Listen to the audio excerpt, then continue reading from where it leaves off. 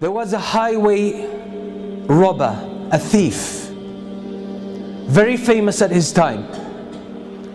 He was in love with one girl, and he had the habit of sneaking into her house some way and watching her, observing her for some time. And in night, he would go and attack caravans, Hajj caravans, travelers, and he would strip them of their property and their wealth and their belongings. He was notorious to the extent that a lot of the caravans most of the time would change route to avoid that area. One night he climbs up the wall of the house of that girl that he loves, and he sneaks into the house, and as he was making his way into the house, someone was praying Qiyam al-Layl. Someone was standing before Allah subhanahu wa ta'ala and praying at night alone, reciting the words of Allah subhanahu wa ta'ala, أَلَمْ يَأْنِ لِلَّذِينَ آمَنُوا أَن تَخْشَعَ قُلُوبُهُمْ لِذِكْرِ اللَّهِ. Hasn't the time come yet for the believers that their hearts pay heed and feel humility to the words of Allah? Hasn't that time come yet? And the words shook him and grabbed his heart, and he was moved deep inside. It hit a chord. He started thinking about these words, and he forgot the main reason why he came to this house. And the only response that was on his tongue, his spontaneous response, was Bala ya Rabbi qad an. Indeed, my Lord, the time has come. And that moment he changed. So he went out of his house, roaming aimlessly, contemplating his life, contemplating his past, his behavior, his reputation, and his future, and his relationship with Allah.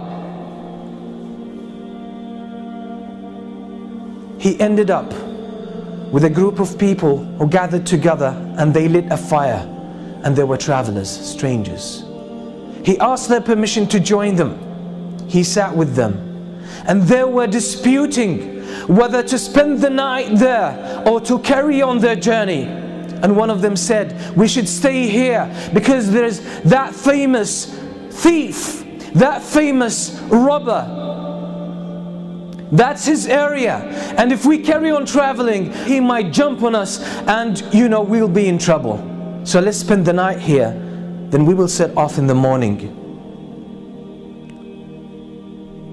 And the name they mentioned, the name of that thief, was this very person. It made him think to himself, what did I do that people fear me that much? What kind of curse I have become to humans, to humanity, that people don't even feel safe about their lives and about their property because of me. All of this made him question his life, question his way of life. And then he made the decision that I will change because it's my responsibility. It's not someone else's responsibility to change me and set me on the right course. It's my own initiative, and if I don't take it, it might never happen, and I will face the consequences on the day of judgment. And that's exactly what he did, and he became one of the famous scholars, one of the famous worshippers in the history of Islam, and that's Al-Fudayl ibn Iyad. That's the story of Al-Fudayl ibn Iyad. Until today, the books that talk about our relationship with Allah subhanahu wa ta'ala, how to purify ourselves, how to become better Muslims, better believers, have dozens of his beautiful statements full of wisdom, who was one day a thief, famous one. What does that tell us? Is that it's our responsibility to change. Life in general is about change. The whole story of life is a game of change.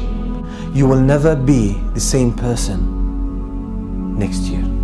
You'll be different. But the question is, which direction have you taken? That's what Imam Shafi'i used to say. There's no standstill in this world. There's no standstill in this life. You can't stay who you are. You're either moving forward or going backward. So if you are not keen about moving forward, you'll find yourself going backward. Because if you don't change yourself, Shaitan is working full time to change you. That's his vow. That's the goal of his life. He dedicated his whole life for you, just to destroy you, to make sure you end up in the hellfire. So if you don't counter that, his momentum will carry you, or you will get carried away, and he will take you in the direction he wants.